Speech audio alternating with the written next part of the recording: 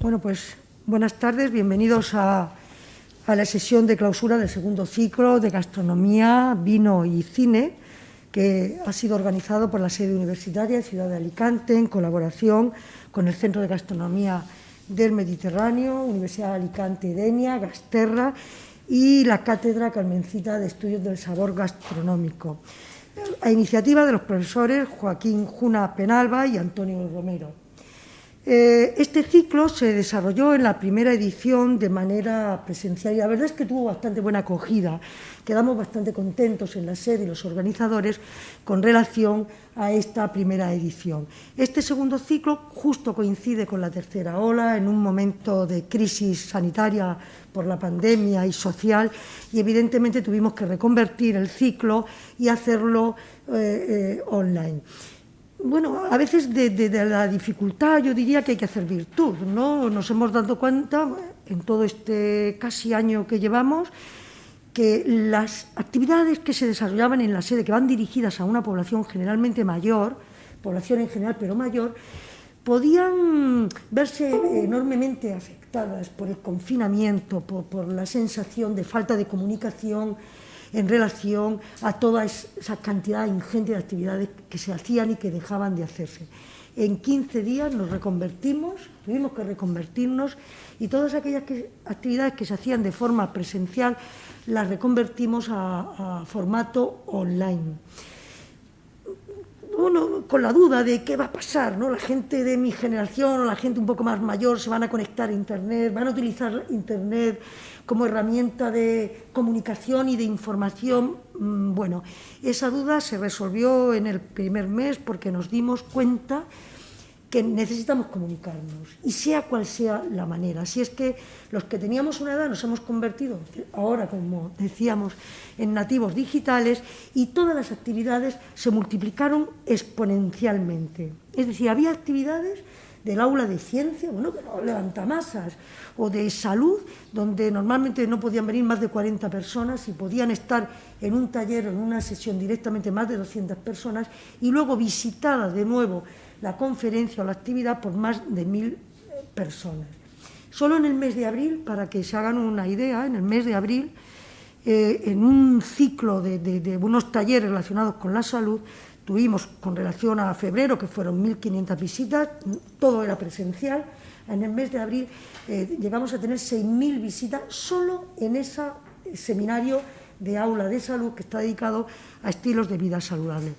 Por tanto, esto ha pasado con el ciclo de segunda edición del ciclo. Se han multiplicado de manera exponencial la audiencia, las visitas y el interés. Con lo cual, tendremos que aprovechar lo bueno, lo poco bueno que nos ha traído la pandemia, es que nos podemos comunicar y llegar a un número mucho mayor de personas. Bien, este segundo ciclo de gastronomía, vino y cine está enmarcado en todas las actividades de carácter divulgativo relacionadas con la gastronomía que se organizan en la Universidad de Alicante. Como todos ustedes saben, nuestra universidad, partiendo del firme convencimiento de que tenía que dar respuesta a las demandas sociales de la mejora digamos, de la formación de profesionales que fueran altamente cualificados y que lo demandaba el mercado laboral, inicia toda una estrategia de dinamizar la gastronomía, que es un campo enorme de conocimiento, tanto del ámbito de las ciencias, de las humanidades, de lo social, de la salud, de lo tecnológico. Inicia una estrategia para poner en valor, para poner el conocimiento en la universidad de la gastronomía. Gastronomía y turismo, gastronomía y salud, gastronomía y economía, gastronomía y historia, literatura, tecnología, alimentos, ciencia. Y eso fue una apuesta, yo creo que muy acertada, para que realmente en una de las provincias más importantes desde el punto de vista de España gastronómico, estamos hablando de la cuarta provincia gastronómica de importancia gastronómica en España, pusiéramos en marcha una serie de proyectos, el grado en Gastronomía y Artes Culinarias, vinculado a la Facultad de Ciencias. Estamos en el tercer curso con una demanda completamente satisfecha. Posteriormente, y haciendo un gesto hacia la alta cocina de Alicante hacia la alta cocina mediterránea y hacia los grandes chefs que tenemos de estrellas Michelin en la provincia de Alicante, que supone casi el 60% de todas las estrellas Michelin de la Comunidad Valenciana, desarrollamos un título de formación de posgrado, título propio, máster, recuperando la esencia y la cultura de uno de los alimentos más esenciales en nuestra cultura gastronómica, que era el arroz, y la alta cocina mediterránea, ¿no? Dándole esa impronta internacional a través del proyecto de UA Denia, ya que Denia es ciudad gastronómica por UNESCO, denominada por UNESCO ciudad gastronómica entre las 22 ciudades en el mundo. Esto nos daba la oportunidad de hacer algo singular, diferente, con una visión muy internacional de lo que podía ser el proyecto. Estamos en el tercer año, yo creo que hemos cubierto la demanda de manera bastante, con mucho trabajo, con mucho esfuerzo, desarrollado tanto por el profesor Josep Bernabeu, la periodista y crítica gastronómica y codirectora del Centro de Gastronomía, Ángeles Ruiz, y la profesora y nutricionista Ana Zaragoza. Bien, de la misma manera se puso en marcha un centro de gastronomía del Mediterráneo, Gasterra, denominado Gasterra. Centro es el resultado de una alianza también colaborativa entre tres instituciones: la Universidad de Alicante, el Ayuntamiento de Denia, ciudad gastronómica por UNESCO, y Turisme, Comunidad Valenciana. Este centro tiene entre sus objetivos la divulgación, la transferencia de conocimiento, la investigación, la formación y la sinergia que se establece entre los sectores empresariales, entre la población en general y entre la universidad, aglutinando equipos de investigación, empresarios, etc. Bien, en 2017, y algo de lo que nos sentimos realmente en la universidad muy satisfechos, se constituyó la Cátedra Carmencita de Estudios del Sabor Gastronómico. Nos vinculan muchas cosas, ¿verdad, profesora Alberola?, a esa empresa valenciana y alicantina de la Carmencita. Bien, esta fue creada mediante un convenio también institucional. Yo creo que dicho por autoridades académicas, pero también por la propia empresa, es uno de los proyectos, diría, que más impacto, impronta han marcado en la gastronomía, en la propia universidad, pero también como modelo de otras cátedras, universidad, empresa en el ámbito gastronómico. Como ejemplo, una de las actividades que llevó a cabo con enorme éxito, dirigido por Ángeles Ruiz, fue la exposición Especias, el universo del sabor, que se inauguró, se puso en marcha o se inauguró en el Museo de la Universidad de Alicante, y tras realizar una itinerancia por el auditorio de Teulada Moraira, el Centro de Desarrollo Turístico de Denia, también la Sala Juana Francés de la propia sede de la ciudad de Alicante, y en estos momentos creo que se encuentra en la Casa de la Cultura y Biblioteca de Guardamar del Segura. Bien, también la cátedra está trabajando no solo en divulgación, sino también en investigación, en la puesta en valor del legado gastronómico, algo muy importante también del reportero González Pomata. Junto a otras instituciones, es importante este tipo de vínculos, la Fundación Mediterráneo y su centro, la JUN, dando como resultado la exposición Menjar de la Terra.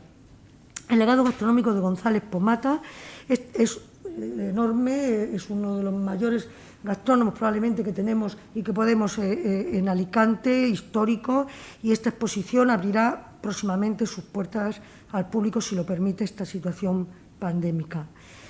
Bien, finalmente, toda esta apuesta por contribuir a la formación de los futuros profesionales de la gastronomía se ve hoy reflejada en actividades como la que nos ocupa en este momento de forma divulgativa, que aborda la gran pantalla, lo que siempre se viene denominando el denominado séptimo arte. Como bien saben ustedes, la gastronomía y el cine son completamente dinámicos, se adaptan a la situación, al contexto histórico, literario, social, económico, y por tanto me parece que una manera fantástica de entender la gastronomía, de entender nuestra esencia y nuestra cultura y nuestra historia, es también acercándose al cine y exponiéndolo en este tipo de ciclos. Esto es precisamente, de alguna manera, lo que hoy nos mostrará el profesor Armando Alberola, que con el rigor. Profesor Armando Alberola es catedrático de Historia Moderna, uno de los referentes en el campo de estudio que desarrolla en España, probablemente en España, y con el rigor que le caracteriza y el contenido de experto en la materia, y ya les adelanto que no les va a dejar indiferentes y que les dejará con ganas. O sea que, Armando, deberías de seguir en el siguiente ciclo porque les vas a dejar, yo ya lo sé, me consta, conozco al profesor Alberola desde hace muchos años. Nos va a ilustrar, como les decía, sobre las crisis agrarias y los motines a los que ha dado lugar, por ejemplo, en un momento histórico, en un contexto que él nos marcará muy bien y nos hablará del mismo, la escasez del trigo y de un alimento tan básico como el pan. Lo puede ilustrar bien ahí en la imagen que aparece en la diapositiva.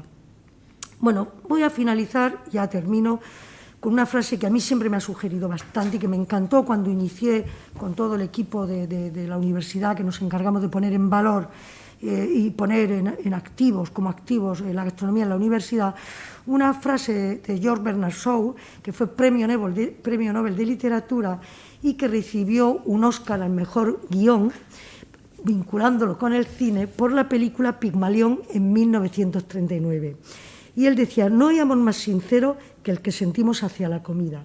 Esto a mí siempre me ha sugerido mucho, ¿no? Y yo añadiría, con mucho respeto, por supuesto, al premio Nobel, yo añadiría más sincero y más sostenible en el tiempo, porque nunca desaparece, ni con la edad, ese amor hacia la buena gastronomía y hacia la buena comida, sobre todo si es acompañado de amigos y de familia.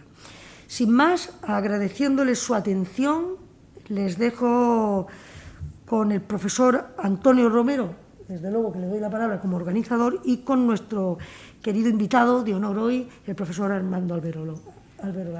Antonio, tienes la palabra. Bueno, muchas gracias.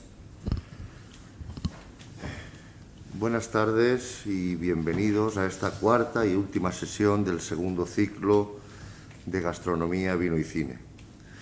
Crisis agrarias y motines de subsistencia en la España del siglo XVIII, el alcance de las protestas, es el título elegido por el catedrático de Historia Moderna de la Universidad de Alicante, el profesor Armando Alberola, a propósito de la película Esquilache.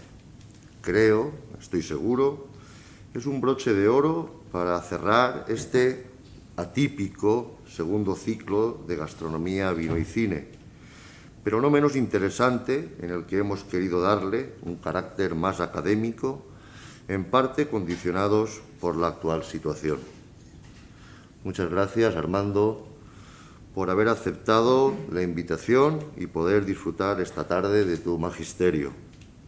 El profesor Alberola es autor de cerca de 200 publicaciones, entre libros, colaboraciones, capítulos de libros, revistas especializadas, además de otras tantas contribuciones a congresos tanto nacionales como internacionales. Su actividad investigadora se centra, en un primer momento, en aspectos como la economía agraria, el agua y el regadío o el poder del señorío territorial en el ámbito valenciano. Resultado fue la aparición de títulos hoy referentes historiográficos como el pantano de Tibi y el sistema de riegos en la huerta de Alicante, o Jurisdicción y propiedad de la tierra en Alicante, siglos XVII y XVIII. Posteriormente inicia una línea de investigación vinculada al campo de la climatología histórica, en el que evidencia el impacto que sobre la sociedad, la economía y aún hasta en la política tuvieron los riesgos naturales en la Edad Moderna.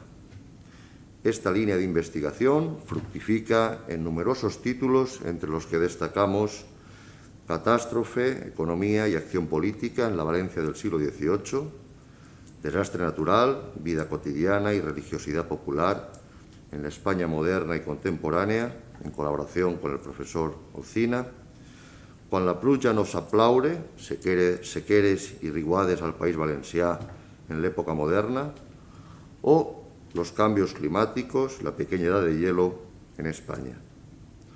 Un aspecto importante a destacar en su tarea investigadora es su aportación al conocimiento de la figura del marino alicantino Jorge Juan. Gracias a sus trabajos, en colaboración con Rosario Díez, hemos podido avanzar en la figura, a veces discutida y poco conocida, del ilustrado noveldense.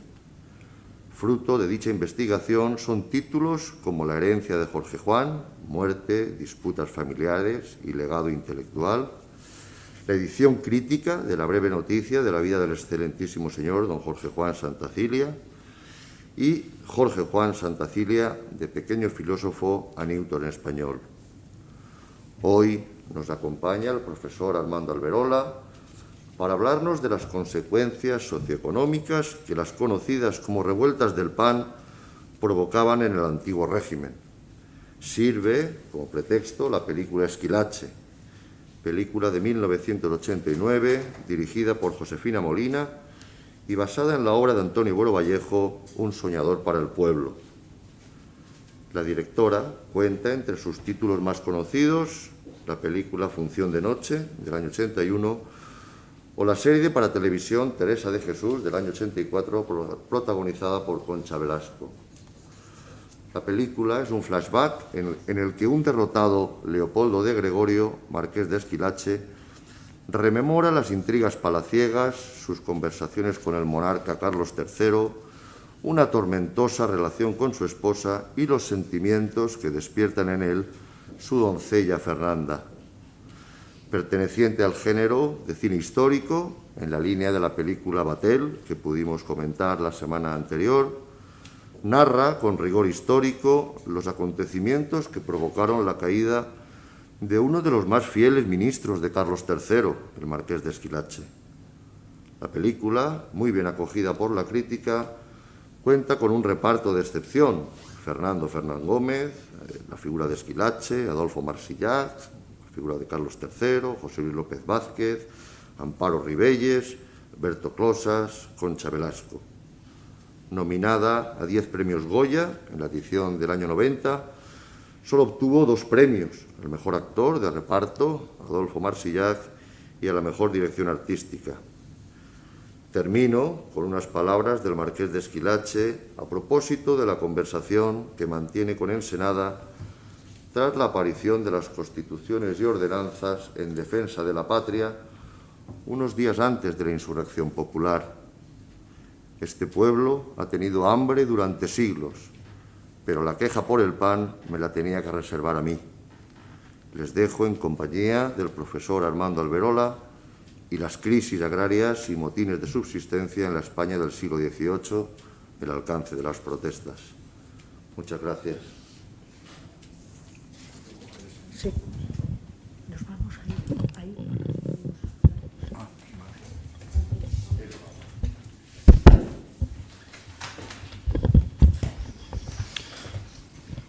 Buenas tardes y muchas gracias a los organizadores de este ciclo, de los grandes banquetes del Rey Sol a las revueltas del pan, que es lo que he intentado reflejar en esa primera diapositiva. Agradecimiento también a la sede, personificado este agradecimiento en Jorge Olcina y en mi buena amiga que me ha precedido en el uso de la palabra. Siempre vengo muy a gusto a la sede. Hacía tiempo, las circunstancias pues no lo han aconsejado. Vengo siempre encantado. Y en esta ocasión, pues a pesar de que no sé si considerar esta charla como un postre envenenado para el final de todos estos banquetes que han precedido a esta última conferencia, pues vengo como decía, con alegría, con ganas. No sé si va a ser al final lo que se ha dicho de que la gente querrá quedarse. Bueno, esto yo siempre soy muy escéptico al respecto. ¿El por qué? ¿Por qué esta conferencia?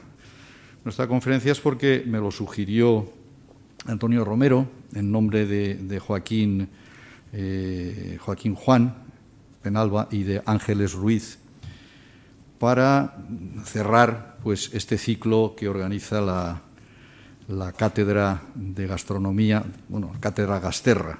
No es la primera vez que he impartido una conferencia dentro de este paraguas. He ido ya un par de veces. Bueno, está bien que a veces a los historiadores se nos requiera para estas cosas. Así nos sentimos útiles a la sociedad. La idea que yo quiero transmitirles es que la historia es muy tozuda y probablemente algunas de las reflexiones que yo les deje encima de la mesa, pues las podrán a lo mejor adaptar a la realidad más rabiosa. No lo sé, pero probablemente sí. Esta mañana en una entrevista que he tenido en la cadena SER, el presentador o el locutor ha llegado a esta conclusión. Bueno, pues vamos a ver.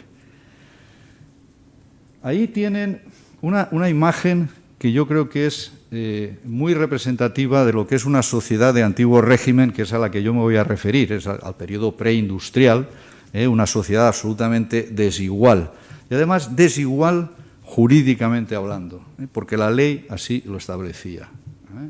Tenemos unos grupos privilegiados y hay un gran grupo de no privilegiados, que es el pueblo en sus diferentes facetas. Solo son privilegiados la nobleza y el clero. Este cuadro de la izquierda, este óleo, representa a Luis XIV sentado en su mesa y compartiéndola con Molière. ¿Por qué? Claro, porque dice, ¿por qué hizo esto Luis XIV? Bueno, pues lo hizo porque de esta manera garantizaba a Molière algo que hasta ese momento no había sucedido, que fuera aceptado en cualquier mesa, a pesar de ser un cómico.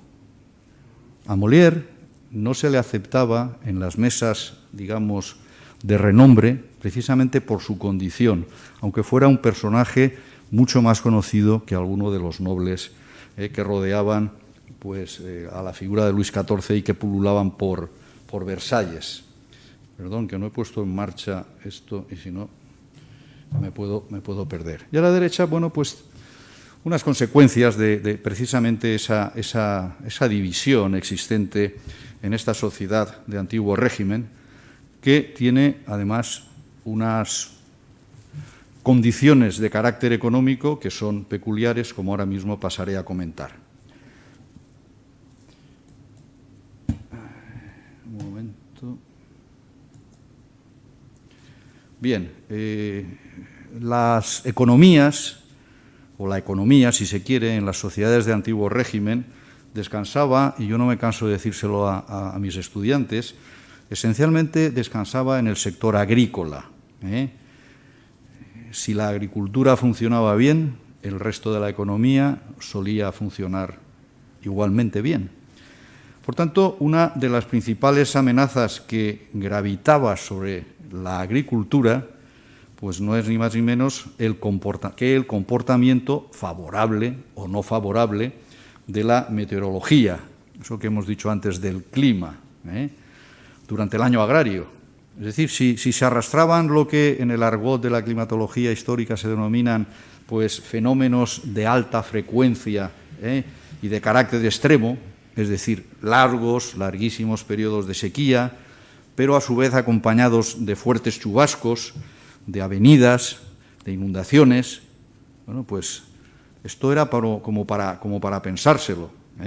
Si a esto añadimos pues, el posible azote de plagas de langosta o de cualquier otro bicho que perjudicara a la agricultura, la aparición de epidemias que castigaban sobremanera esos organismos muy de por sí debilitados de los campesinos, pues la cosa se complicaba aún más.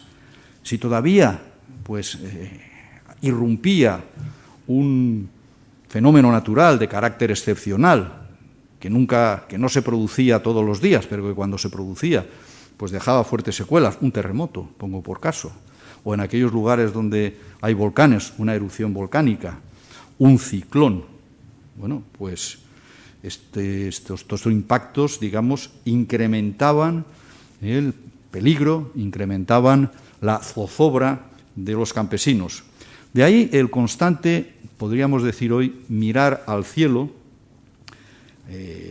al entorno más próximo por parte del campesinado, con preocupación, con temor, por la repercusión que estos elementos pudieran tener en el cultivo y en la recolección de los diferentes productos naturales. Claro, al estar girando todo en torno o en derredor de la agricultura, pues disponemos, yo siempre lo digo también, hay que prestar mucha atención a la iconografía en toda época, porque es muy reveladora de la realidad de ese momento. ¿Por qué hay tanto calendario agrícola? Pues porque todo giraba en torno de la agricultura. ¿Por qué tenemos tantas referencias a los métodos de trabajo? Y esto nos permite darnos cuenta de lo arcaicos que podían resultar, de la escasa innovación que se produce con el paso de los tiempos, la dificultad para enfrentarse al trabajo de la tierra, siega, siembra, cosecha, en todo momento, en las peores condiciones, lluvia, nieve, etcétera, etcétera, etcétera. El campesino se levantaba con el sol y se acostaba, entre comillas, también con el sol, después de una jornada agotadora. Por tanto, el influjo, el impacto del clima, el frío, la lluvia, las heladas, todo lo que puedan imaginar, ejercía, y hoy en día también. Cada vez que viene esto que ahora se llama Dana, miro directamente al profesor Jorge Olcina, antes todo eran gotas frías y ahora todo son danas, no nadas, danas. Pues el clima sobre las labores agrícolas pues ejerce una influencia evidente. Los campesinos estaban sometidos a eso que se llamaba la bondad del cielo, para que las tierras pudieran rendir siempre de manera adecuada y de manera suficiente. En esta época, en el antiguo régimen, en la época preindustrial, la relación entre la historia rural y la historia del clima fue muy estrecha, fue muy inmediata. Esto no lo digo yo estoy hablando por boca de ganso, esto lo dijo uno de los grandes maestros de la historiografía en clima, que fue Emmanuel Leroy-Ladurie. Esto hoy ha cambiado algo. Del todo. Hay mucho avance tecnológico y tal, pero en esencia sigue esa dependencia, digamos, bastante estricta. Simplemente para que vayan observando las diferentes informaciones que podemos obtener de estas iconografías. Esos vaivenes climáticos, en compañía de los otros factores a los que yo acabo de aludir, contribuyeron al desencadenamiento de estas crisis agrícolas durante los periodos medieval, mucho, moderno, también, pero incluso ya en el siglo XIX y en algunos países del siglo XX. Y no tenemos que salir muy lejos de aquí para comprobarlo. Esas crisis pues alteraban el vivir cotidiano de la sociedad, alteraban la tranquilidad y llegaban a alterar la paz social. ¿Por qué? Pues ahora voy a intentar dejarlo sobre la mesa. La agricultura en la España moderna, si tuviéramos que resumir sus características de manera telegráfica, pues podríamos decir que primaba el atraso tecnológico, tenía un instrumental muy arcaico, unas estructuras de propiedad absolutamente injustas, una dependencia del clima, como acabo de anotar, endeudamiento, etcétera, etcétera, etcétera. Es decir, no es la mejor, no estaba en las mejores condiciones para dar satisfacción a las necesidades, por ejemplo, que planteaba el crecimiento demográfico. A partir del siglo XVI la población empieza a crecer, después de la gran peste de 1348-1350. Durante el siglo XVII hay una pequeña ralentización, pero durante el XVIII el crecimiento es un crecimiento, si no espectacular, sí ciertamente muy llamativo, del orden del 30-40%, desde que comienza el siglo XVIII hasta que termina o comienza el siglo XIX. Y en estas circunstancias, cualquier acontecimiento que perturbara el buen funcionamiento de las cosechas, pues podía suponer una catástrofe con mayúscula. La sequía, terrible, pero tan terrible podía ser lo contrario, la otra cara de la moneda, esas grandes precipitaciones que normalmente se producían en este clima mediterráneo nuestro, se producían en los periodos equinocciales, septiembre, octubre e incluso noviembre, o quizá en primavera, pero sobre todo la intensidad, habría que decir que se producía la mayor intensidad en los periodos tardoestivales, por decirlo de alguna manera. Y el agricultor cultivaba todo tipo de productos que se podía cultivar, pero con especial, atención, especial cariño, cultivaba el trigo y, por extensión, los cereales. Los cereales, más concretamente, pues el trigo, porque de ahí se obtenía el pan, también del resto de cereales, avena, centeno, que da la borona, la espelta, que era el peor de los cereales, y ahora vamos a una panadería chic y nos venden el pan de espelta a 3 euros la barra y decimos que magnífico. Bueno, pues los tiempos cambian, pero bueno, para bien, para mal. Bueno, los expertos han calculado que el 70% de la ración calórica de las clases bajas durante la época moderna, también la época medieval, de los siglos ya bajo medievales, desde el XV hasta el siglo XVIII-XIX, el 70% de esta ración, calórica, era el pan y las harinas de cereal. Por tanto, era una dieta muy pobre. Consumían los campesinos los productos que cultivaban en sus huertas, algunos alimentos que procedían de la ganadería, consumían agua y vino, sobre todo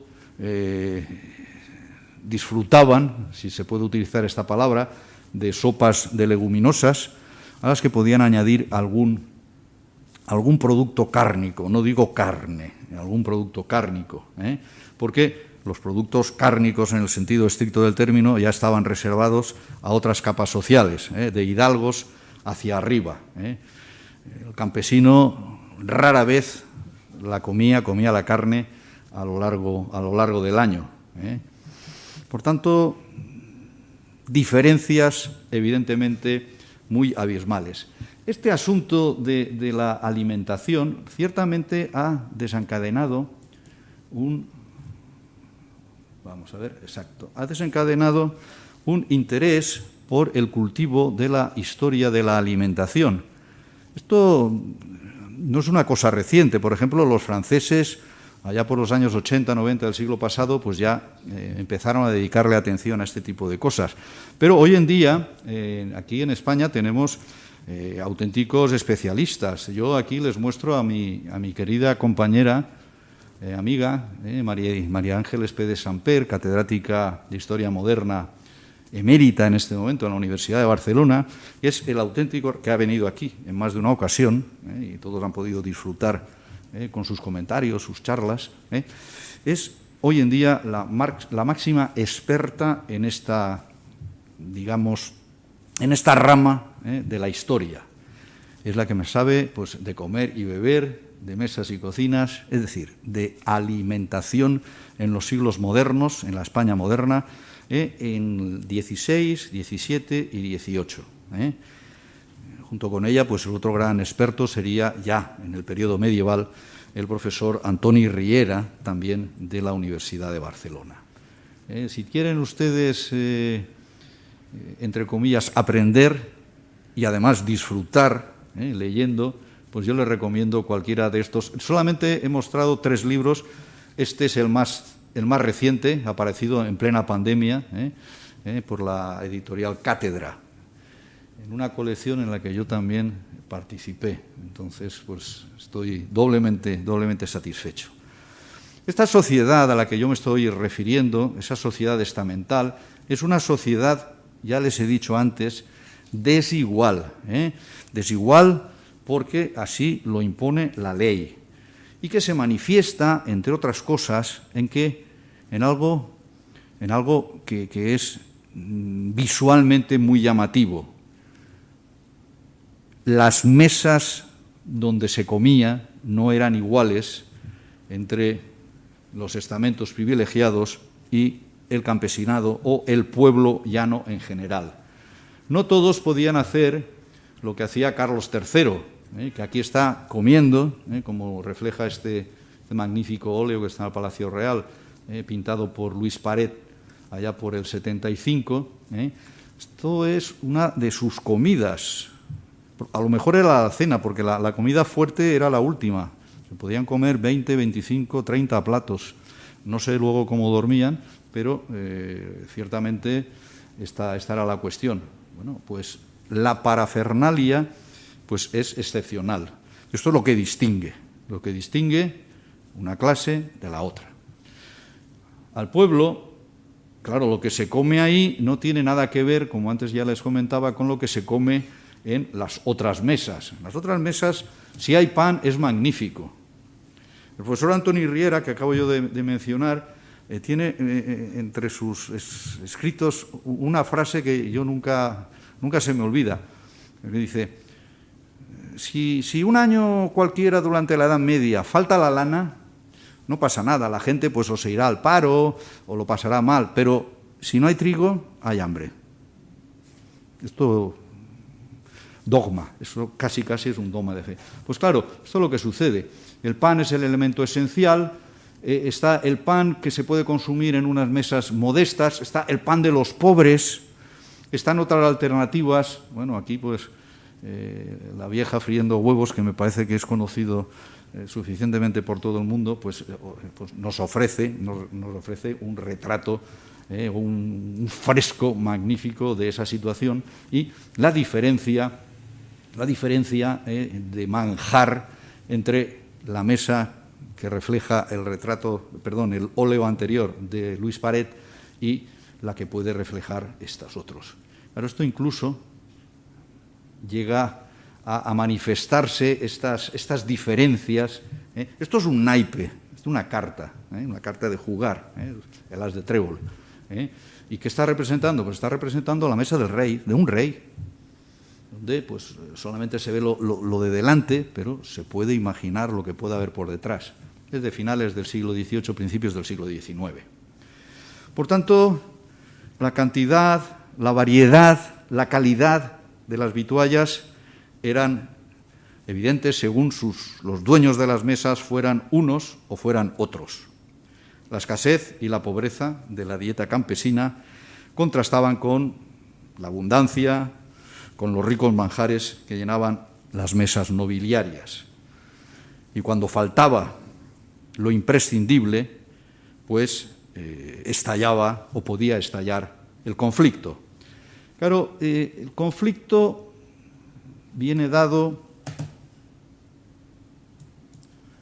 porque se produzca una cosecha inadecuada, una mala cosecha. Me he referido antes al clima. Durante la época moderna coincide una pulsación climática, creo que lo he dicho acertadamente, que nosotros denominamos la pequeña edad del hielo o la pequeña edad glacial, que se alargaría más o menos después del óptimo climático medieval, que era suave y cálido, desde finales del siglo XV prácticamente hasta el último tercio del siglo XIX. Otros dicen que hasta la mitad del siglo XIX. En cualquier caso, es un periodo donde pues, se produjo una ostensible disminución de las temperaturas medias, en torno a 1 o 2 grados. Tampoco es tanto. Bueno, cuando sufrimos en verano el calor, dice, bueno, la temperatura está subiendo 1 o 2 grados por término medio. Bueno, pues según donde estemos, a lo mejor son 34, 35, a lo mejor son 40. Bien, estamos hablando de temperaturas medias.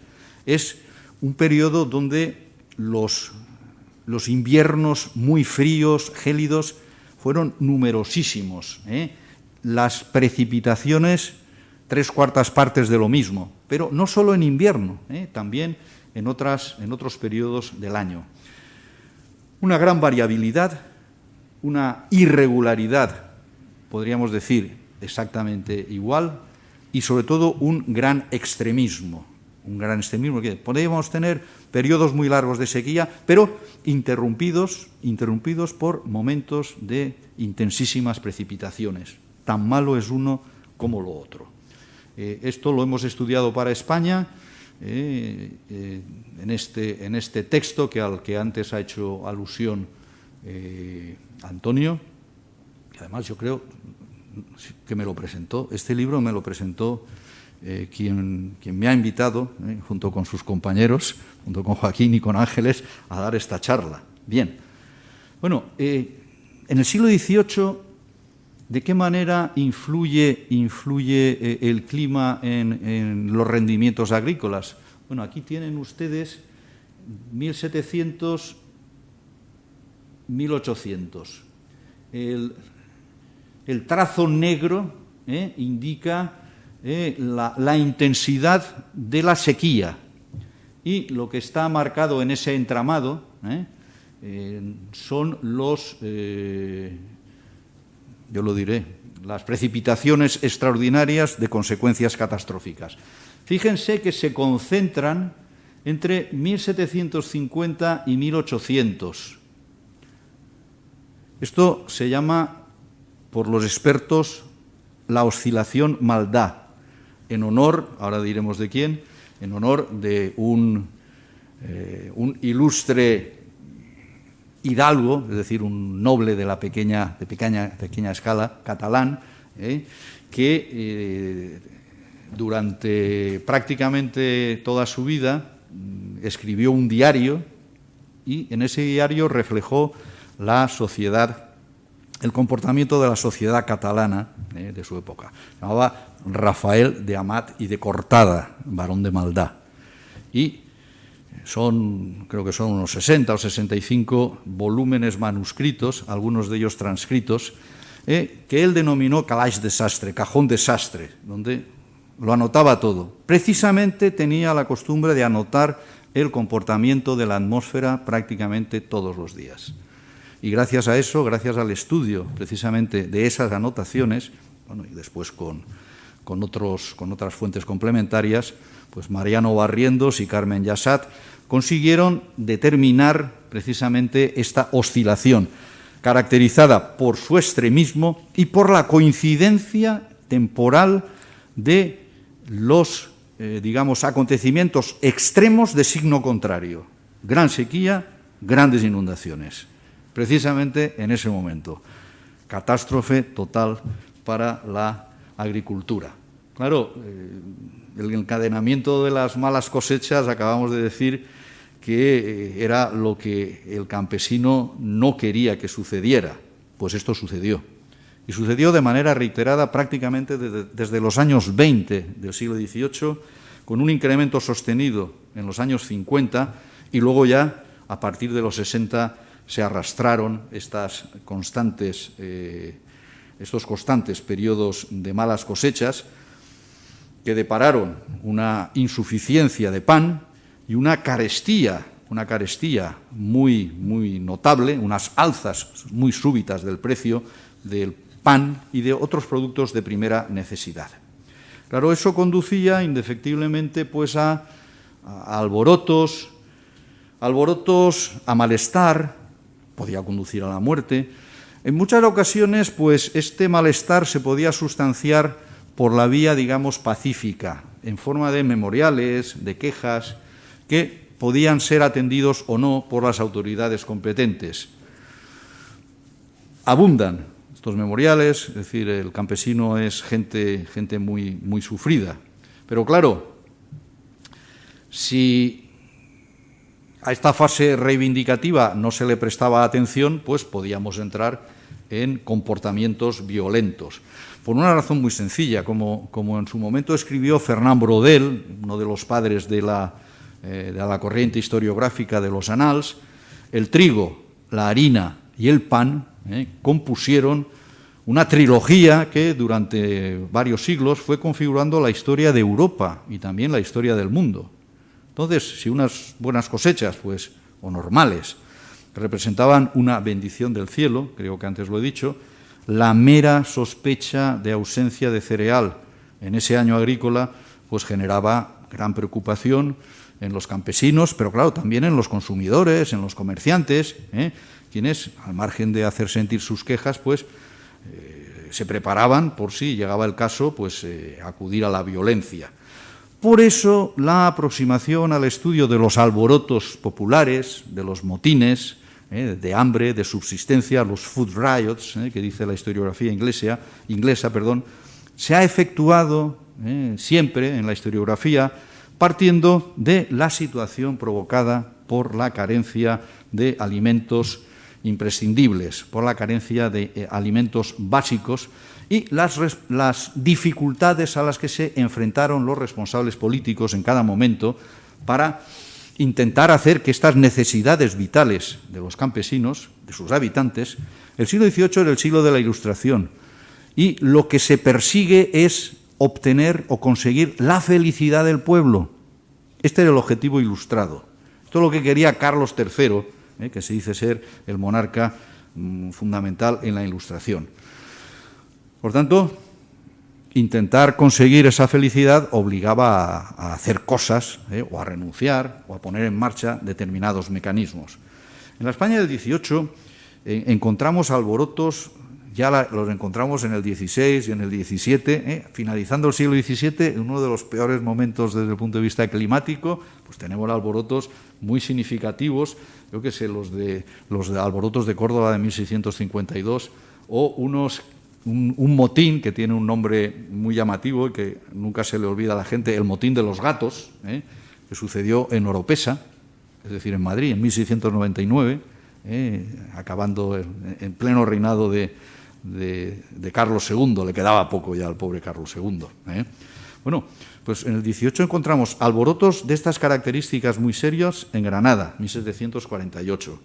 El motín de Esquilache, muy complejo, al que ahora me referiré, 1766. Algo que normalmente se olvida o se desconoce, la revuelta de Barcelona de 1789, conocida como los rebomboris del Pa. A febrero-marzo de 1789, no olviden esta fecha, también se produjo en Valladolid. Ya más tardío, y con eso cerraríamos el siglo, motín de los labradores de la Huerta Valenciana de 1801. El de Madrid, el de Esquilache, probablemente es el más conocido por el gran público, sobre todo por ese efecto múltiple que tuvo, porque la historiografía le ha dedicado mucha atención y porque saltó a la gran pantalla, entre otras cosas.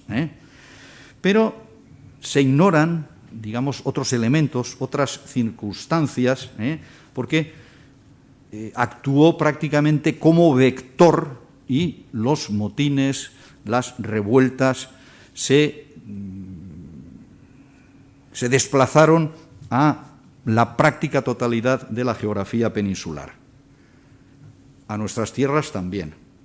Yo me apresuro a insistir de nuevo en la especial significación, ya no lo volveré a decir, que cobraban esas variables escasa y para constituir el germen de un motín, escasa e irregular producción de cereal, de trigo, la acusada dependencia de una meteorología, si se quiere, caprichosa, siempre adversa, la inmediata tendencia al alza de los precios, el carecer de innovaciones técnicas para poder superar este tipo de problemas, la vulnerabilidad del campesino a todo tipo de circunstancias, a plagas, a epidemias y, evidentemente, hay algo que la España de ese momento y de más momentos posteriores, pues tiene, digamos, como deuda histórica, la deficiente infraestructura de comunicaciones que imposibilitaba el tránsito de productos desde unos territorios donde se generaban, donde se producían con abundancia, hasta otros que donde no existían o había habido dificultades. motín de Esquilache. Desde comienzos de la década de los 60 de este siglo ilustrado, la agricultura, el campo español, sufrió el acoso de una sequía intermitente, insistente, que provocaría una sucesión de malas cosechas, falta de trigo cada vez mayor, tanto en el interior peninsular como en el litoral mediterráneo, donde habitualmente era deficiente la cosecha. Ello hizo que se vivieran crisis de subsistencia muy serias en los años 1762, 1765. Estas crisis estuvieron acompañadas de una mortalidad muy elevada, quizá la más alta de toda la centuria, de todo el siglo XVIII. Esto desencadenaría el malestar social, la protesta, que en algunos lugares alcanzaría una violencia muy notable e incluso connotaciones que ya no tenían que ver estrictamente con las subsistencias, connotaciones de carácter antifiscal o antiseñorial. Tras la última mala cosecha de 1765, el precio del pan experimentaría a finales de ese año agrícola el máximo estacional más alto de todo el periodo. Y esto es lo que dio lugar en la primavera de 1766 al estallido popular en muchas ciudades españolas, pero sobre todo en Madrid, donde el famoso motín conocido como de Esquilache se llevaría por delante a don Leopoldo de Gregorio, marqués de Esquilache, que en esos momentos era secretario de Estado, de Hacienda y de Guerra, y uno de los más fervientes defensores del proceso reformista que encarnaban estos gobiernos de Carlos III. Los graves tumultos que acontecieron en Madrid entre el 23 y el 26 de marzo del 66 surgieron en este ambiente de descontento popular. Ahí está telegráficamente todo reflejado, por las malas cosechas, por la carestía de productos de primera necesidad, por la presión fiscal y también por lo que todo el mundo antepone cuando se habla del conflicto o del motín de Madrid, por la promulgación de, disposiciones que menospreciaban los usos y costumbres tradicionales. En este sentido me estoy refiriendo al bando del 10 de marzo, en el que se prohibía expresamente el uso de capas largas y de sombreros de ala ancha, tan queridos, ambas cosas, ambas prendas, por los habitantes de Madrid, el chambergo. Esto está dentro de un contexto de reforma urbana en la propia ciudad, en la propia capital del reino. Se dice que Carlos III fue el mejor alcalde de Madrid. Bueno, fue quizá el mejor alcalde porque sus manos derechas eran quizá las mejores. Entonces, la iluminación de las calles de Madrid, el empedrado de las mismas, la mejora del alcantarillado para que se acabara eso de agua va, e iba el agua y cualquier otra cosa más. Bueno, pues todo esto está incurso en ese proceso de reformas en el que Esquilache, Leopoldo de Gregorio, que era un magnífico ministro, se lo trajo Carlos III desde Nápoles cuando llega a España en 1759 para sustituir a Fernando VI, que ha fallecido. Él era rey de Nápoles desde los años 30 del siglo, y Esquilache era su mano derecha, y se lo trae a Madrid. Se lo trae juntamente con algún otro funcionario de alto nivel, José Grimaldi, que también ostentaba una secretaría, un ministerio. Hablar de secretarías en este momento es hablar ya de ministerios, se va configurando. Y, bueno, pues en ese proceso de mejora de la ciudad, pues la iluminación y sobre todo el hacer las noches menos inseguras, con ese intento de recortar capas para evitar el embozo, y que los sombreros se levantaran en el típico tricornio, bueno, pues fue muy mal acogido. Esta es otra de las medidas. Ello provocó que el domingo de Pascua, el 23 de marzo, pues grupos de madrileños pues, se reunieran, cada vez en mayor número, que acudieran delante de la casa de Esquilache, que se quejaran del excesivo precio del pan, que prorrumpieran en gritos contra él, apedrearon la casa, después apedrearon la casa de Grimaldi, del arquitecto Sabatini, ya saben quién fue y lo que hizo, destrozaron farolas, carruajes, es decir, pues hechos muy similares a los que hoy en día nos podemos encontrar en algunos lugares del país. Claro, esto fue un movimiento espontáneo. Bueno, pues no. ¿Se puede redactar por parte de los campesinos un programa como el que se nos ha comentado previamente? Bueno, pues no. Evidentemente, la conspiración obedeció pues, o estuvo inducida por personas con conocimientos contrarias al reformismo y también alentadas por la Compañía de Jesús, que utilizaron con habilidad los sentimientos populares y se produjo, como he dicho, ese estallido violento, porque al día siguiente pues la situación todavía se agravó más porque la gente ya, pues, varios miles se dirigieron hacia el Palacio Real, chocaron con la Guardia Valona, que era la guardia que protegía, murieron 10 guardias que fueron arrastrados, en fin, escenas de inusitada crueldad. Las propuestas que se le plantearon al rey pues fueron estudiadas. El rey hizo una contrapropuesta, bueno, sus negociadores: anularemos el bando, bajaremos el precio del pan. La multitud siguió pues exigiendo y destrozando más. Al final Carlos III optó por salir al balcón del palacio, acceder al programa, digamos, de los rebeldes, de los amotinados, y decidir desterrar a Esquilache. Esto es un hecho inaudito. En una sociedad de antiguo régimen, donde el poder del rey es absoluto, que caiga un ministro es algo excepcional. Y remarco este hecho. Este hecho es, desde luego, inusitado y no se produce en prácticamente ningún otro lugar. Podríamos encontrar alguna similitud, pero ahora diré que no. Ya me referiré a ella para que veamos que no es comparable. Claro, estos acontecimientos pues, han sido analizados y estudiados pues, por muy diferentes historiadores e historiadoras, y, desde luego, la excusa, justificada si se quiere o no, de la crisis de subsistencias, derivó en un conflicto o en un motín de claro matiz, si queremos llamarlo así, político. Como tuvieron éxito, es decir, se marchó don Leopoldo de Gregorio, pues las reivindicaciones se extendieron al resto de territorios peninsulares.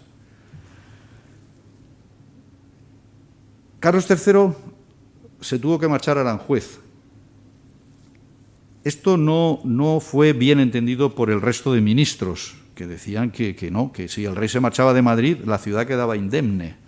Tanto era así que hubo de regresar deprisa y corriendo para intentar que la situación no fuera a mayores. Y ciertamente al retorno, pues el panorama se fue tranquilizando, pero en el resto, aquí tenemos a Leopoldo de Gregorio, por Giuseppe Bonito, en torno a 1759, es decir, en torno al momento de la llegada de Carlos III a Madrid. En otros lugares de España, pues los acontecimientos también fueron ciertamente duros. Por ejemplo, en el País Vasco los amotinados se armaron, actuaron con violencia, aterrorizaron a los nobles, aterrorizaron al clero, y a todos aquellos que se interpusieron, los coaccionaron para que redujeran los impuestos bajaran el precio del pan y sobre todo que el diezmo quedara muy, muy, muy disminuido. En Zaragoza, por ejemplo, pues se saqueó la casa del intendente. El intendente es un oficio de suma importancia, es el largo brazo del rey en provincias, es el encargado de velar por el buen funcionamiento de la economía del territorio que tiene bajo su jurisdicción. Lo que el intendente le dice al rey que se puede hacer, normalmente se hace. Es decir, que hasta eso, esa es la capacidad que tiene, de que está investido el intendente. ¿Por qué en Zaragoza saquearon la casa del intendente y menos mal que se escapó huyendo? Bueno, porque lo consideraban culpable de los precios elevados. ¿Por qué? Porque él vigilaba el buen funcionamiento de la economía. La guarnición de la ciudad no actuó, es otro elemento. Y en Valencia, en territorio valenciano, la protesta popular, además de estar enfocada en un primer momento hacia los precios excesivos de los comestibles, inmediatamente se canalizó hacia la abolición de los derechos señoriales. Entonces, aquí los motines del 66 tienen una especial trascendencia. Me estoy refiriendo no tanto a las ciudades importantes, como ahora veremos, Alicante, Valencia, Orihuela, sino a otros núcleos, pero no me voy a adelantar. Claro, este episodio pues deja bastante iconografía de la época, alguna iconografía pues es posterior. Esto es un grabado casi de época, este es posterior, este es un óleo pues ya más tardío, de 1830 y tantos o por ahí, que van reflejando diferentes fases del proceso. Aquí lo que está representado es el recorte de capas y de sombreros. Aquí tengo el sombrero chambergo. Esta es la capa que querían que se quedara y el sombrero en forma de tricornio. Y este óleo que también les muestro ahora, que probablemente conocerán, está atribuido a Goya, pero está atribuido a Goya.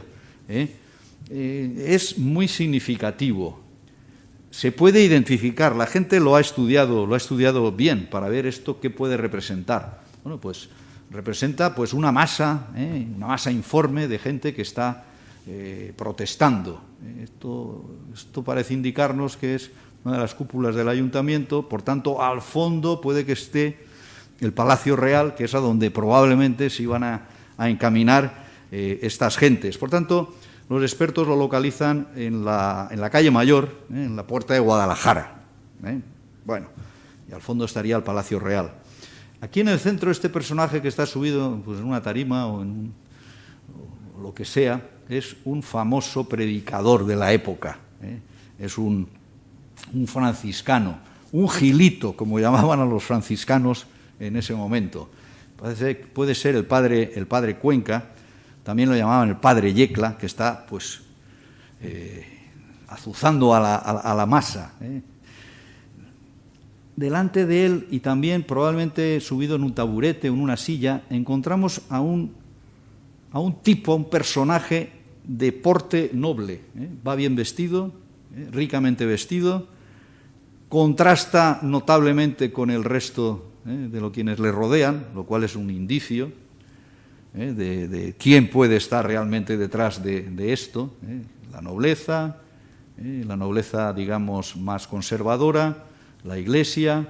Aquí hay un personaje que está arrodillado y parece que está escribiendo algo. Bueno, los expertos dicen, probablemente está firmando, como tantos otros, la petición esta que se dirigía al rey. Probablemente puede ser. Y luego hay muchísima gente vestida pues a la usanza de la época. Aquí delante los tenemos.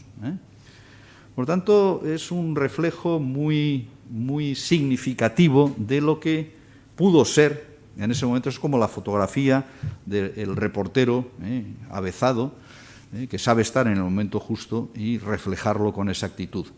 Ya digo que está atribuido a Goya, pero por eso lo he puesto en interrogantes. ¿Cuáles fueron las consecuencias del motín? Aunque algo he dicho ya. Las consecuencias del motín fueron espectaculares. La principal es la caída de Esquilache, es decir, que salte en este contexto de absolutismo regio, que caiga un ministro, que inmediatamente es sustituido, evidentemente, por personalidades afines en el ideario. Evidentemente, Miguel de Múzquiz, para la Secretaría de Hacienda, también era un decidido reformista, y el general Muniain, pues, que fue quien ocupó la cartera o la Secretaría de Guerra, también lo era. Por tanto, el motín se salda con un triunfo político. El triunfo político es que cae un ministro y, que se sepa, no había caído antes no era un ministro. Este señor que hay aquí es el conde de Oropesa. Y este es Carlos II, el hechizado. El motín de los gatos es como llamaban a los madrileños en esa época también, no sé si todavía lo siguen llamando. El motín, que es un motín de hambre, gravísimo, además en un periodo muy complejo de la historia española, el que media entre los años 48, 50 y finales de siglo. Este se cae con también la destitución del conde de Oropesa, pero el conde de Oropesa era el favorito, era un ministro. Cuidado, no podemos equiparar, no podemos equipararlo. Formalmente ya en el 18 lo que tenemos son ministros. Y sobre todo el efecto que provoca el motín en provincias. Les he puesto este mapa para que vean la cantidad. Son más de 100 conflictos a lo largo y ancho de la geografía peninsular y una grandísima concentración en el territorio valenciano y murciano, donde existía abundancia de señoríos. Por tanto, el motín de Madrid, los expertos lo definen como un catalizador de las posteriores protestas. En todos los casos, las exigencias son las mismas, que el precio del trigo y el precio del pan baje o que no suba, que los diezmos y diferentes tributos también queden rebajados y, sobre todo, que las prestaciones de carácter señorial, los impuestos de carácter, las regalías, como se decía en los territorios de señorío, también sean moderadas o eliminadas. En general, salvo esto último que he comentado, las autoridades lo aceptaron. Hemos hablado de la violencia, en ocasiones exagerada, como en Zaragoza, y también, como consecuencia del motín, Carlos III puso en marcha unas reformas de carácter municipal dirigidas a la reorganización interna de los municipios, y también puso en marcha una pesquisa, la denominada pesquisa secreta, para dilucidar la responsabilidad que los jesuitas, que la Compañía de Jesús pudiera haber tenido en los preparativos del motín. Aunque no se llegó a determinar con exactitud esa responsabilidad, ya saben ustedes que la Compañía de Jesús fue expulsada de España prácticamente un año después. Y que al poco, gracias a las buenas labores de don José Moñino, fiscal del Consejo de Castilla desde el momento de los motines y posteriormente conocido como conde de Floridablanca, la Compañía de Jesús fue abolida mediante un breve papal. Luego ya sería repuesto. Como lo consiguió José Moñino como embajador plenipotenciario en Roma, pues Carlos III le concedió el título de conde de Floridablanca. Les he dicho que en tierras valencianas los motines alcanzaron un cierto nivel, aunque en la mayoría del territorio valenciano no hubo explosiones muy violentas, por una razón: las autoridades locales se apresuraron a bajar el precio del pan, es decir, a aplicar eso que se denomina la taxación populaire, la superación no conflictiva de la crisis. Antes de que me arranquen la rebaja del precio violentamente, yo la rebajo. Entonces, La tasación popular obliga a, si te adelantas, superas de manera no conflictiva el proceso. Por tanto, casi no hubo disturbios en Valencia, en Alicante, en Orihuela, en Monforte, en Villena. Hubo movimientos, pero no llegaron a cristalizar. Distinto fue lo sucedido en otras poblaciones, fundamentalmente del sur valenciano. Elche, Crevillente, Albatera, Almoradí, Catral, Bigastro, Cos, Novelda. Bueno, sabemos, entre otras cosas, porque la documentación de carácter municipal lo evidencia, que la sequía padecida entre 1760 y 1770 fue durísima. Aquí, si nos vamos a los acuerdos municipales, nos damos cuenta. Si nos vamos al Archivo Municipal de Elche, pues percibimos que la convocatoria para la celebración de rogativas pro pluvia es constante, hasta en 9 ocasiones se alude a la necesidad de agua, a la gran necesidad de agua. Esto ya en el lenguaje un tanto críptico de la época indica enorme peligro.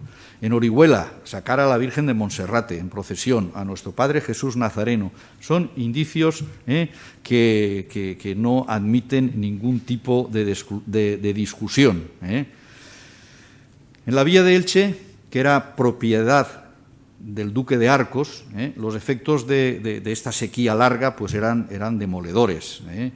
Y entonces las conocidas carencias hídricas de la población tuvo que construir un pantano allá por el año 1632 para intentar, de alguna manera, la poca agua que llegaba del Vinalopó, pues que se recondujera bien hacia los campos ilicitanos.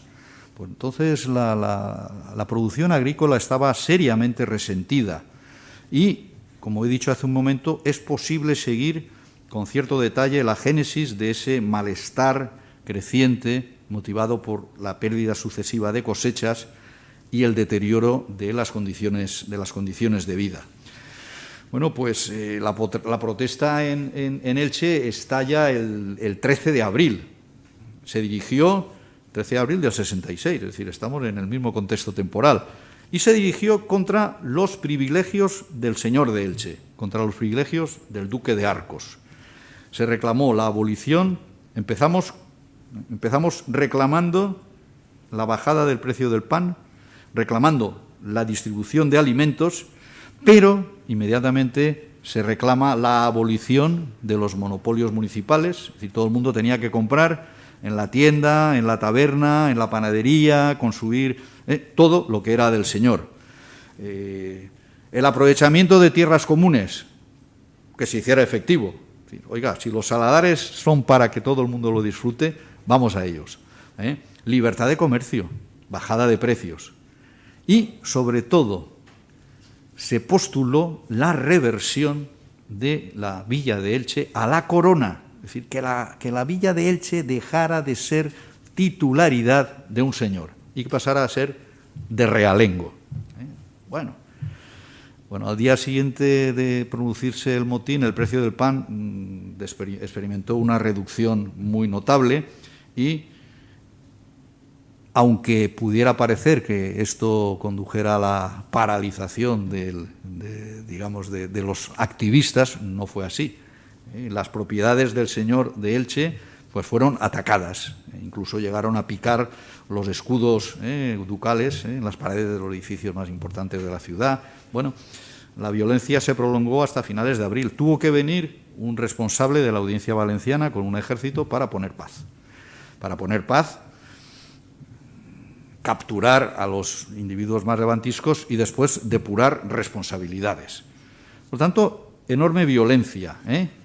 Enorme violencia. Esto está bien estudiado pues, por Pedro Ruiz Torres, fue rector de Valencia y además es ilicitano. Esto lo estudió también de manera modélica previamente José Miguel Palop y, desde luego, David Bernabé ha hecho alguna incursión y yo mismo le dediqué algunas páginas a este tipo de revueltas.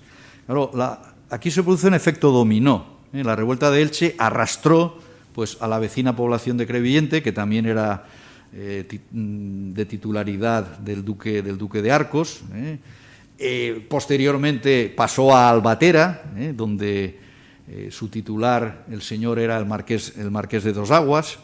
De allí a Almoradí y Catral, curiosamente poblaciones de realengo, pero en las cuales también se reivindica la reducción del precio de los arbitrios municipales, de los impuestos indirectos, por entendernos.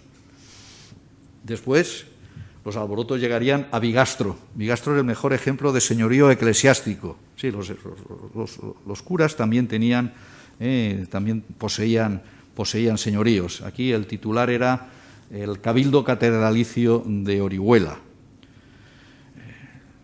Se reclamaba la abolición de las regalías, de los derechos señoriales. Cox, del marqués de Melgarejo, 3/4 partes de lo mismo. Les ahorro detalles porque si no estaría prácticamente, pues necesitaría otra charla. Novelda, un poquito más al norte, pues Novelda también conoció disturbios el 20 de abril. Estamos todos en el mismo contexto temporal. Después de la celebración de misa, la gente estaba toda reunida, se aprovecha la circunstancia y se va contra su titular, su propietario, el marqués de la Romana. Al cabo de un tiempo, pues ciertamente la cosa, digamos, se tranquiliza. Los amotinados tienden a volver a sus casas. La presión por parte del señor, pues es evidente, aunque también transige y se produce, pues, una rebaja en las contribuciones, se autoriza el libre comercio y sobre todo se rebaja el precio del pan. Quizá el título de este texto ya clásico de José Miguel Palop, de finales de los años 70 del siglo pasado, Hambre y lucha antifeudal, resume a la perfección lo que es la esencia de estos motines. Empiezan por el hambre y terminan reclamando la abolición de los derechos señoriales.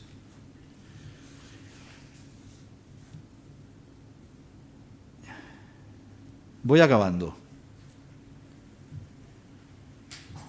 Este motín, estos alborotos, estos rebomboris del PA, que fueron estudiados modélicamente hace ya muchísimos años, yo era estudiante todavía, por Irene Castells, pues tienen prácticamente el mismo inicio, el mismo desarrollo, las mismas condiciones previas.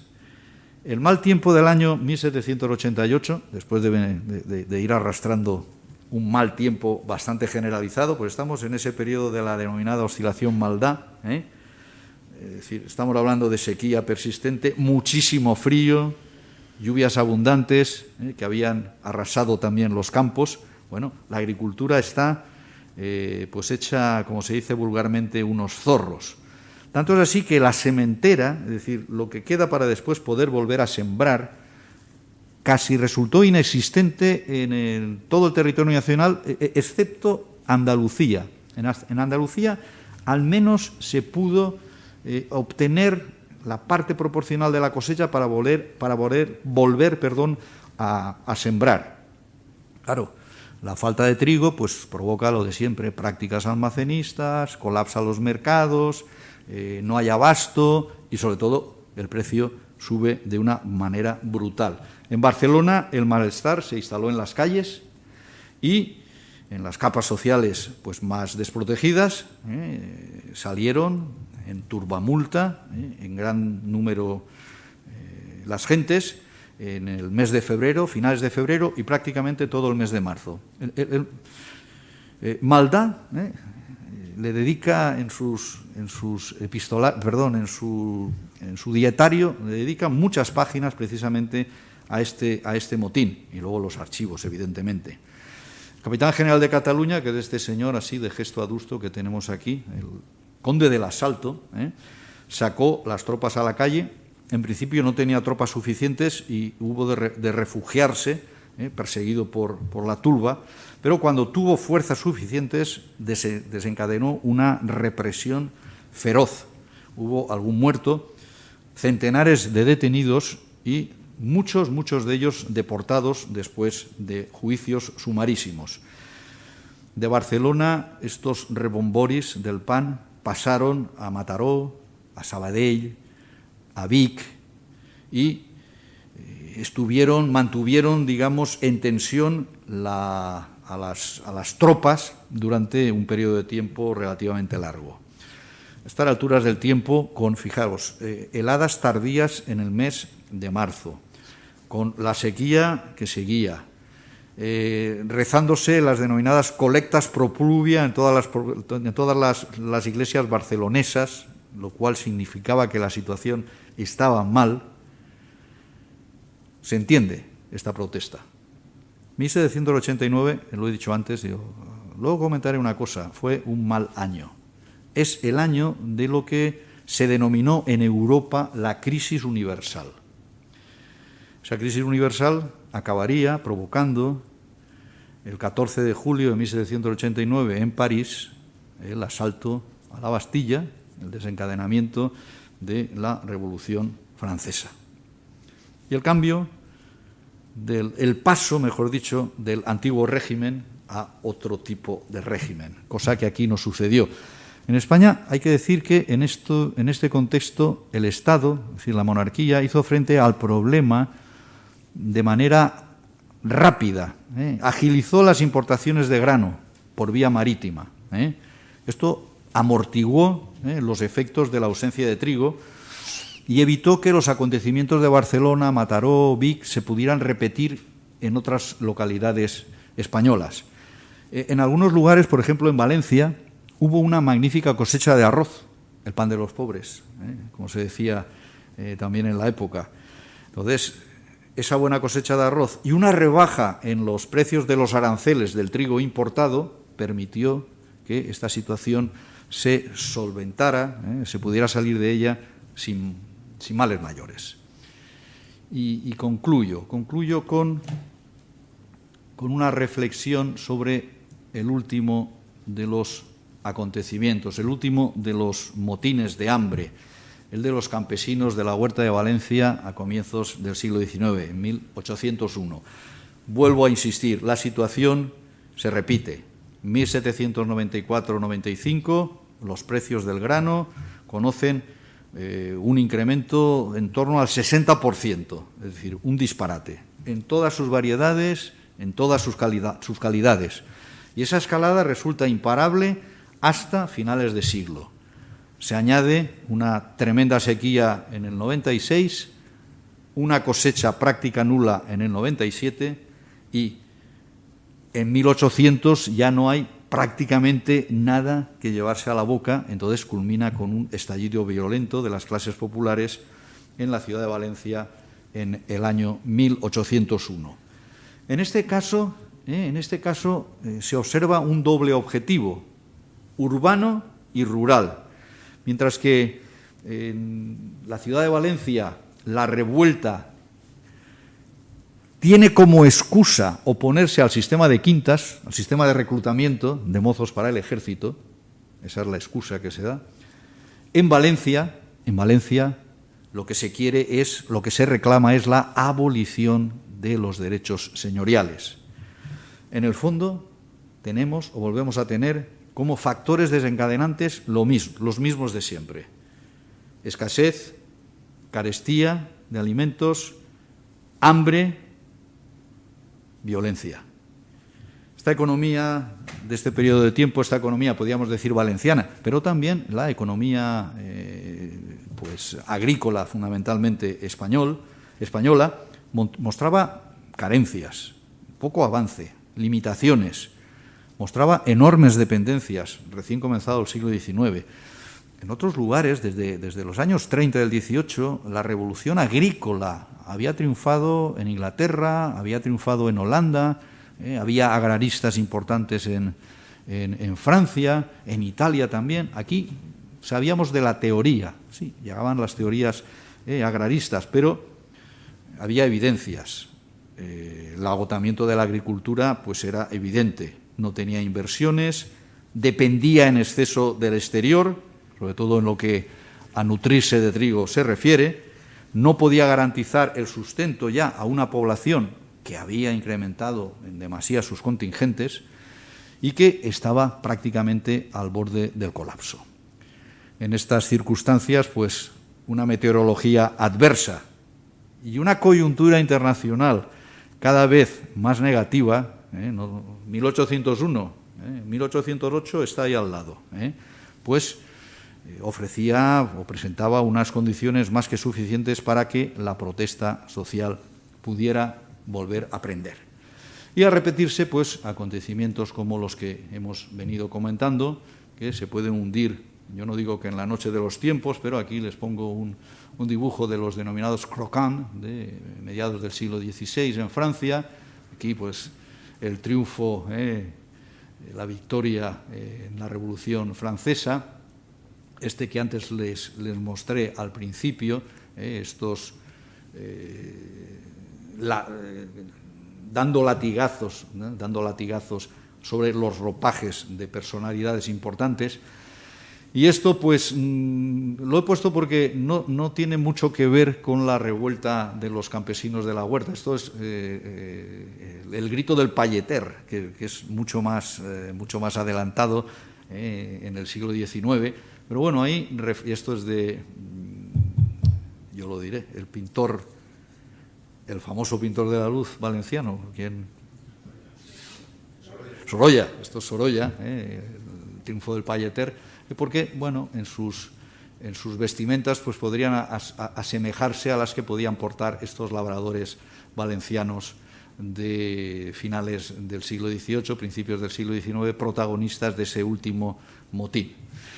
En fin, y poco más que contarles, simplemente pues agradecerles su paciencia. Gracias.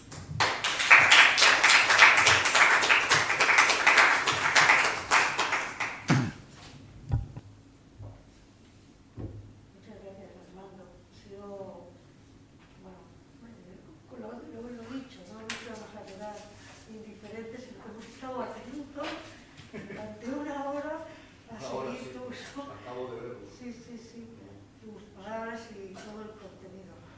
Y me asombra la cantidad de cosas que a lo largo de la historia a veces se repiten, ciclos en la historia, pues ciclos de la meteorología, de los cambios climáticos, de los acontecimientos sociales, políticos, y parece que se repite. Ahora tenemos una enorme crisis con lo que nos ha venido por encima de la política. Me refiero a lo que teníamos antes de la pandemia y ahora estamos en una crisis social, sanitaria y económica, moral, yo diría, de enorme magnitud.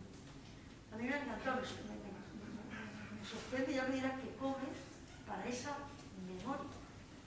Porque yo ahora solo quiero comer, pues espero que la alimentación me mantenga como una memoria excelente.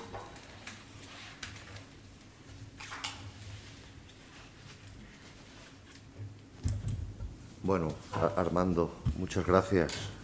Como he dicho al principio, siempre es un placer y siempre aprendiendo de tu magisterio.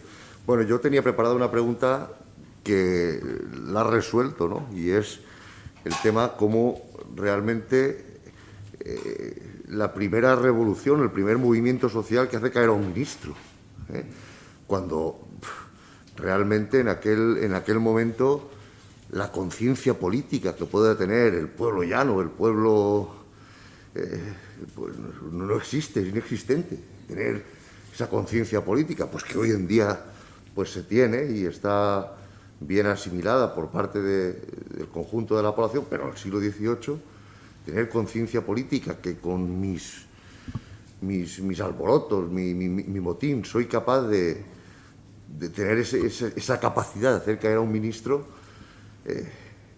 No sé, esa era un poco la cuestión que quería plantearte, ¿no? Y bueno, que has hecho alusión a ella.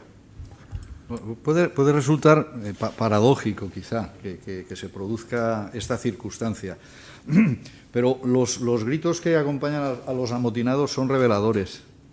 Viva el rey y muera el mal gobierno. Es decir, y esto se repite a lo largo de la historia, antes de ya se ha producido. En el fondo hay otro elemento al que yo no he aludido, porque se me ha pasado, es la xenofobia. Es decir, se ataca al ministro extranjero, a los ministros extranjeros que han venido aquí. Esto era un mensaje, atención, antes he dicho que hay muchas cosas que hay que tener en consideración. Este era un mensaje de ¿qué hacen aquí estos ministros extranjeros? ¿Le están quitando el puesto a un ministro español? Bueno, ya veremos. Bien, pero el componente xenófobo es también muy importante. Si además de ser extranjero, eres reformista, estar en contra de determinadas prácticas clericales, eres regalista convencido, es decir, la Iglesia que trabaje y que cobre y que viva de sus asuntos espirituales, pero en los temporales no se entrometa, porque eso es competencia exclusiva del poder absoluto del monarca. Compañía de Jesús es antirregalista declarada. Bueno, pues añado ese elemento también. Entonces, lo que sí que resulta singular es que se produzca esta caída. Luego nos encontraremos otro motín, el de Aranjuez, donde también se producen unas circunstancias muy parecidas y donde también cae quien cae.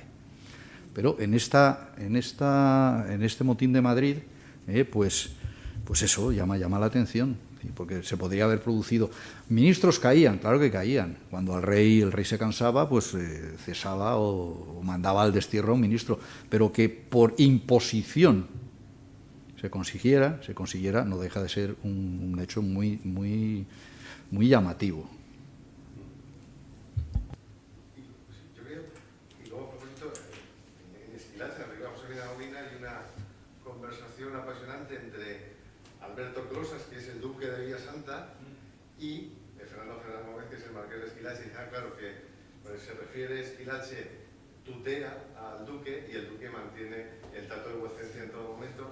Entonces hablan de la nobleza antigua y de la nobleza reciente, como títulos que son recién nombrados, ¿no? Las revistas, al final, que es como lo percibe la vieja nobleza española. Claro, es que este es el otro elemento también. La vieja nobleza, los grandes de España, ¿dónde se han educado los grandes de España? En los colegios mayores. ¿Dónde se han educado los hidalgos? Que van a ser los profesionales de la administración, los profesionales... José Moñino, el conde de Floridablanca, un hidalgo, un noble de bajo nivel, formado en las universidades. Entonces, los colegiales mayores en los centros escogidos, en Valladolid, en Salamanca, y el resto, pues, pugna entre la grandeza y la nobleza de mérito. De mérito. Aquí, en la Campomanes, el reformista para mí por excelencia del periodo. En ese momento es fiscal del Consejo de Castilla, luego en el año 84 pasará a ser gobernador interino y acabará siendo gobernador del Consejo, es decir, la segunda autoridad del reino, el rey y después el presidente del Consejo de Castilla. Entonces, ¿quiénes están en el Consejo de Castilla? Pues quedan miembros de la nobleza más rancia, pero cada vez van ocupando más puestos los nuevos nobles a los que tú haces referencia. Esta nobleza de nuevo cuño, donde la virtus, el valor personal y no estrictamente la cuna, es lo que busca Carlos III, lo que está buscando Carlos III. Y es un poco lo que se repite de reinados anteriores, donde los nobles más significados por su título no eran eso cuando empezaron, obtuvieron el título después. Moñino, el futuro Floridablanca, es un noble murciano, es un hidalgo murciano, y bueno, y luego llega a ser, pues, el primer secretario de Estado durante Carlos III y Carlos IV, es decir, hasta que le entra el miedo, el famoso pánico de Floridablanca, cuando está la Revolución Francesa, y de ser un reformista convencido, pues pasa a convertirse en una especie de, no quiero decir reaccionario, pero pasa al otro lado, al otro bando.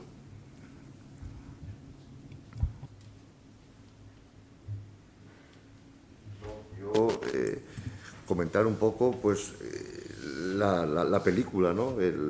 lo bien contextualizada que está, todo lo que hemos hecho referencia o que has hecho tu referencia, pues que está muy bien reflejado en la película. Todos las constituciones, cómo se van los acontecimientos sucediendo, cómo está relatada progresivamente los hechos, hasta que al final lo que sí que me sorprende es lo que he comentado, ¿no? La fidelidad con que Carlos III tiene, o la confianza que tiene con Esquilache, como al final pues se pliega al final a las exigencias, pues se lo trae como tú has comentado, se lo trae de Nápoles como el fiel escudero, ¿no? Como su gran defensor, y como al final, y se ve muy bien en la película, en las conversaciones, ¿no? En las conversaciones como está muy a favor de él, pero que al final, pues eso, tiene que hacerle caso al pueblo. La película yo reconozco que no la he vuelto a ver, que yo la vi en aquellos años y la utilizamos incluso para las clases, pero la película, el guión de la película tiene una base que es esencial, que es la obra de Buero Vallejo, Un soñador para un pueblo. El título lo dice todo. Entonces, de una buena base sale un guión que yo creo que es bastante acertado, y la película en su conjunto, hombre, no es que sea una película, la mayor película histórica que podemos encontrar, pero yo creo que es más que aceptable. Desde luego no es el Cromwell famoso que le dieron Oscars, que además está lleno de mentiras históricas. Pongo por caso que se me acaba de ocurrir, ¿eh? Pero sí.